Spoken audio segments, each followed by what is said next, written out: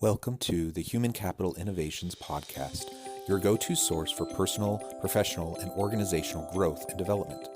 We hope you tune in often for all things people management, organizational development and change, organizational leadership, and social impact related. Maximize your personal and organizational potential with Human Capital Innovations Podcast.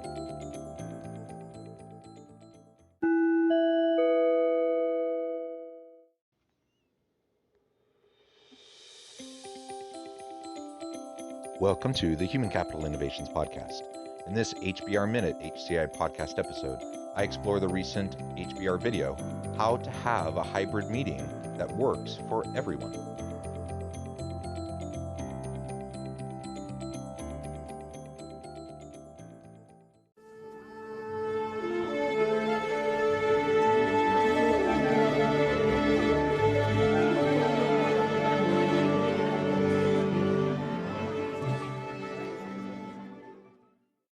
Welcome back to the Human Capital Innovations Podcast. It's great to be with you again today for this HBR Minute HCI podcast episode. Today, I'll be exploring the recent HBR video, How to Have a Hybrid Meeting That Works for Everyone. As workplaces take tentative steps towards a new normal, social psychologist Heidi Grant shares best practices for interacting when some are in the office and some are remote. Thanks for joining me, and I'll catch you on the flip side of this first clip.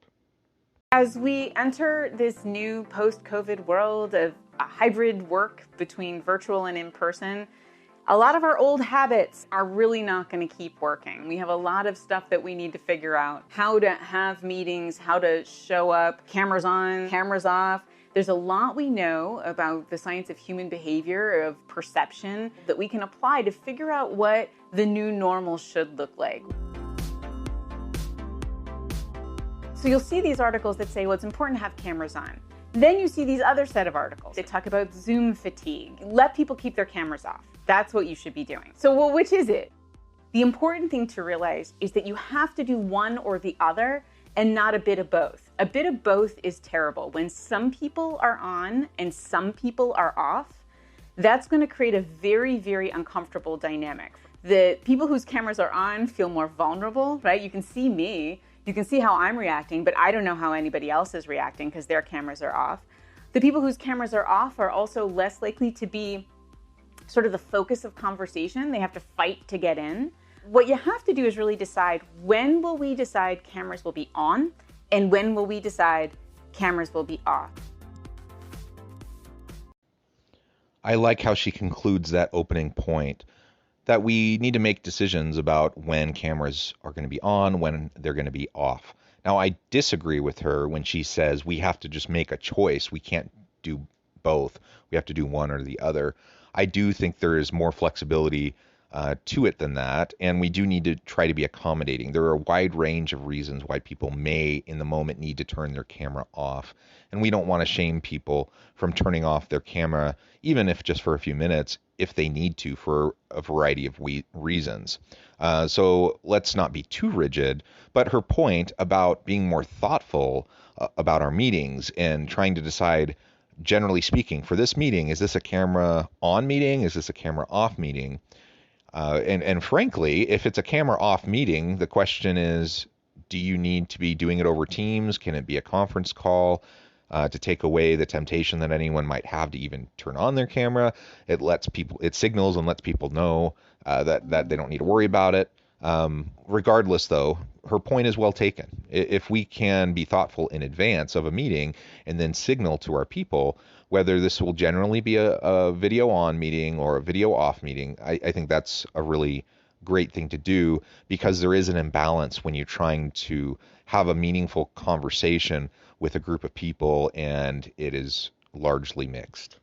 Anything kind of delicate, we have to talk about something that's a little sensitive, should be a cameras on meeting. When you are giving feedback, particularly sort of constructive feedback, or you have to share some bad news, that is a time to put cameras on. A remarkable amount of our ability to understand each other comes through our ability to interpret facial cues, particularly around emotions. It's actually why emojis exist, right? They are filling the gap that in communication that doesn't have faces in it. But faces are the best thing.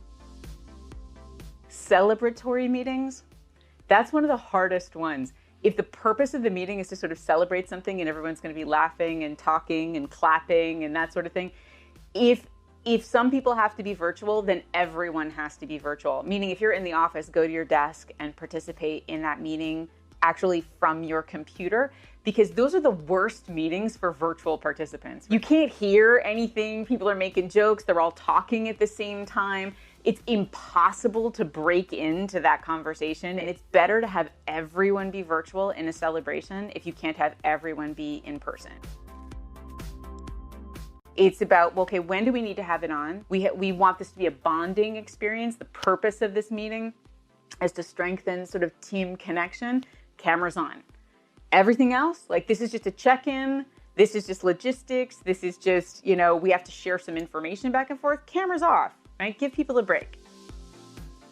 It's important to also let people know what the thing is going to be. So if this is going to be a cameras on meeting, you tell people in the invite, this is a cameras on meeting, right? So everyone's on that level playing field. Let's face it, what we're doing now really isn't working, right? When we kind of play it by ear, we let people make these decisions for themselves. The temptation to be cameras off is enormous, right? It's that same temptation to not put on actual pants, like to just stay in your pajama pants. The reality is it isn't necessarily what's best for you. Difficult conversations, feedback sessions, one-on-one interactions, celebratory types of interactions and meetings. All of those are really great candidates for video on meetings. Face-to-face if you can do it, right? If you can be in the same room with the person while you're giving the feedback or having that performance conversation, or to get a group of people together so you can have a great celebration over a win in the workplace, that's great. Her point, though, also about making sure that you don't exclude people who are virtual due to the dynamic of, some people being in the room and the other people being virtual. You have to monitor that. You have to make sure that people who are in the virtual space have the opportunity to contribute. They shouldn't be dinged for not being there in person. And that's a general bias that we have, and she's going to talk more about that in the upcoming clip. Again, though, if you have people in person, you have people virtual, there's certain types of meetings that makes sense for, and there's other types of meetings that doesn't make any sense for. I've been in meetings like that. We've had strategy sessions where we're brainstorming, we're having lots of dialogue, and there's a group of people in person, there's a group of people online. Guess what ends up happening in that environment?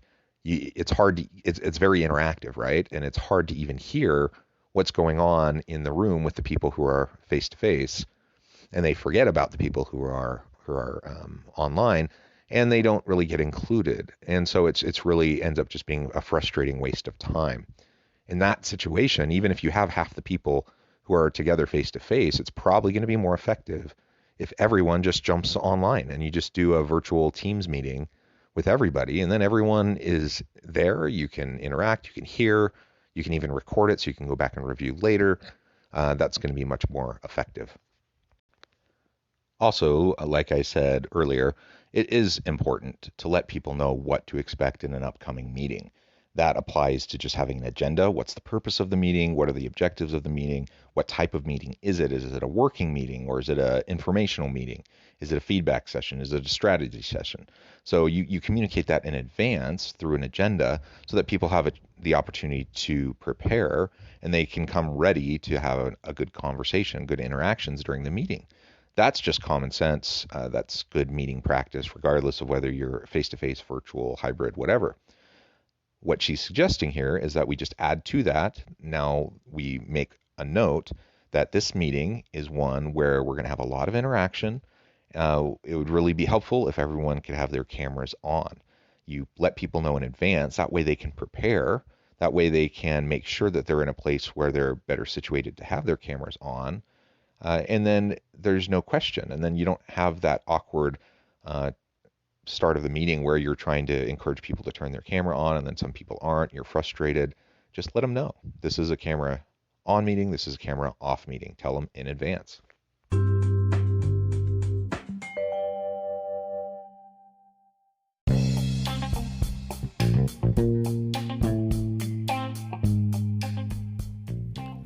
I'm excited to announce the publication of my new book from HCI Press, The Alchemy of Truly Remarkable Leadership: Ordinary, Everyday Actions that Produce Extraordinary Results. Consider how the nature of work has shifted over the past 50 years. With increased globalization, rapid technological advancement, and the shift in economic composition, the average job of today looks very different than the average job of 50 years ago. What will the jobs and organizations of tomorrow look like? Moreover, what does this all mean for organizational leaders? What are the core competencies and capabilities of organizations and their leadership that are prepared for continued disruption and geopolitical and socioeconomic shifts? Regardless of what the future holds, increasingly, leaders need to be socially minded, data-driven, decisive, champions of talent, and disruptors of the traditional notions of leadership, teams, organizations, and work. The Alchemy of Truly Remarkable Leadership will help you to explore your own leadership competencies and capabilities and consider ways to apply and implement them into your workplace and personal life.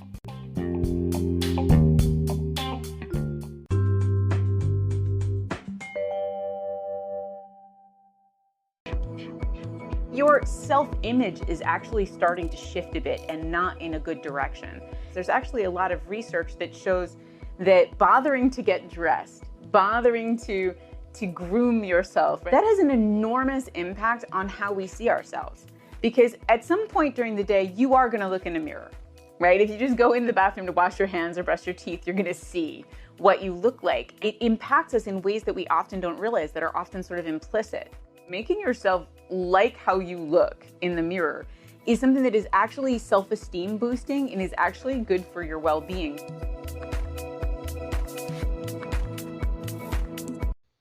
So this is a tricky one for me.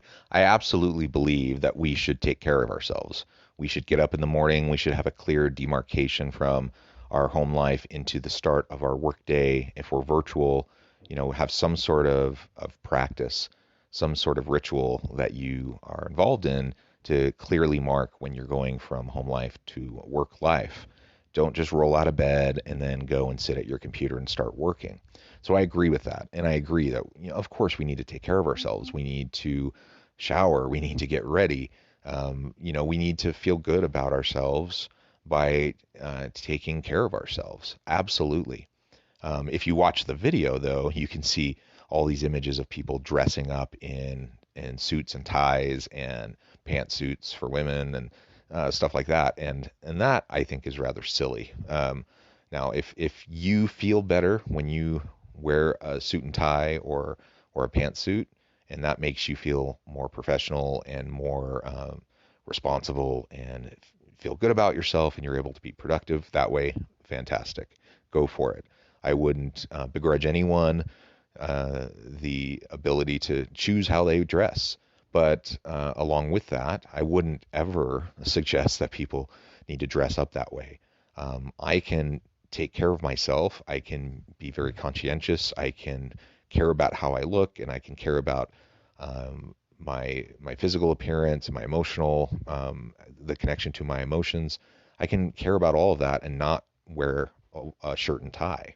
In fact, I'm going to be way more comfortable during the workday if I just dress more normal. And so for me, maybe that's shorts and a t-shirt. That's fine. If I'm having an important client meeting, yeah, I'll throw on a button-up shirt. That's fine. But typically I'm not going to do that just for my normal working behind the computer kind of stuff. And so, I mean, personally, that's something I'm not going to worry about. I'm not going to dictate to my people what they wear, other than to say, yeah, take care of yourself. Make sure that that you care enough to get up, have a breakfast, take a shower, get your day started, and then you can get to work in a way that's comfortable for you.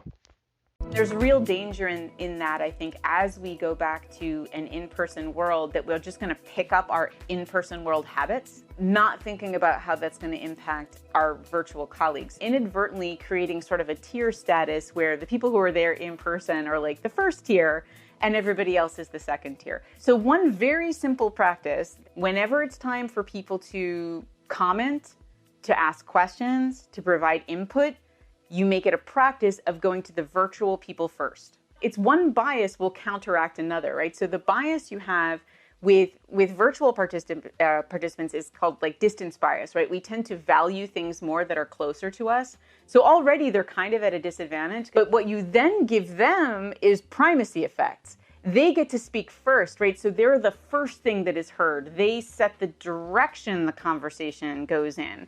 So in a way, you kind of compensate for one bias that you can't do anything about, which is that distance bias, by introducing a bias in their favor. So simple things like thinking about what is visible to the virtual people in the room. I've sat in meetings where there's a camera in the room, right, that's capturing the conference, the people who are at the table, and people will have their back to the camera because they're just used to focusing on each other. So training ourselves to think of that camera as another person, right, that you would never turn your back on. We basically can't use whiteboards anymore, not physical ones. A lot of conferencing technology now has virtual whiteboards, which are great. Even simple things like working lunches, right? If the company is paying for everybody who's in office to have a working lunch, you have to make accommodations for the virtual participants. You actually have to make sure they can order something too. We really have to get into that mindset of if this is something that cannot work for everyone on this call, then we can't have it. It's like your grandmother used to say, if you don't have enough gum for everyone, then you can't have it.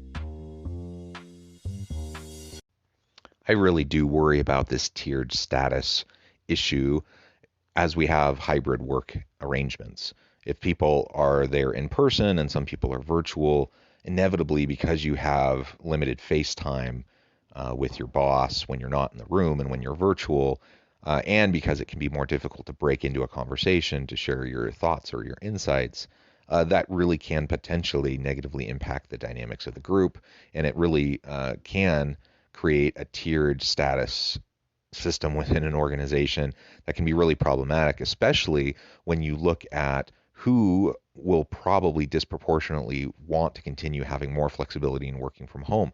We know that so much research shows that women take on the predominant burden of home care, child care, elder care.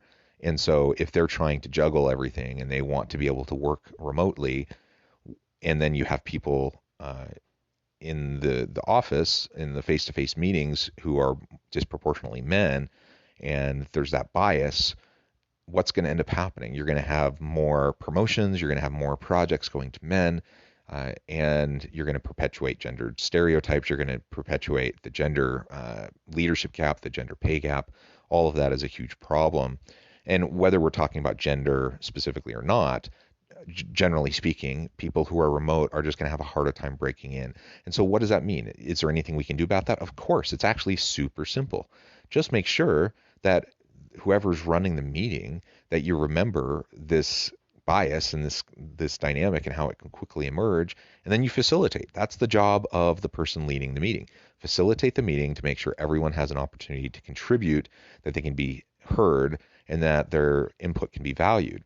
And a simple way to do that is to just make sure that when you're starting conversation around a particular issue, particularly, really touchy issues, strategic issues, whatever, that you go first to the people who are joining you virtually before people in the room have a chance to comment. That will balance out the various biases at play that, no fault to anyone. It just kind of is. Social psychology shows us, the research shows us that those biases will play out even if you're trying to be aware of them. So balance it by just making sure that you get people online involved first, and then allow people in the room, of course, to contribute as well. And then together you can have a really great dialogue, and everyone has a chance to contribute and to be heard, to have their contributions valued. It sounds like a really simple thing because it is a simple thing. And if we just get into the habit of those sorts of practices when we have hybrid work arrangements, it'll make things go way, way easier. Thank you for joining me for this episode of the Human Capital Innovations Podcast. As always, I hope you stay healthy and safe, that you can find meaning and purpose at work each and every day, and I hope you have a great week.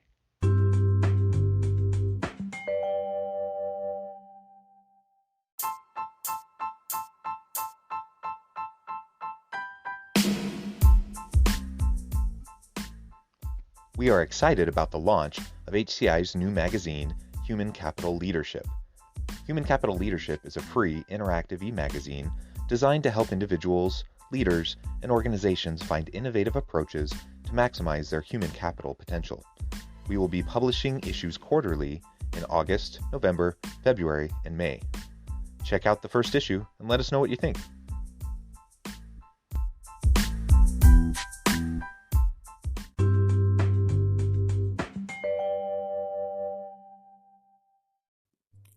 Thanks again for joining us for this episode of the Human Capital Innovations Podcast. I hope you stay healthy and safe and that you have a great week.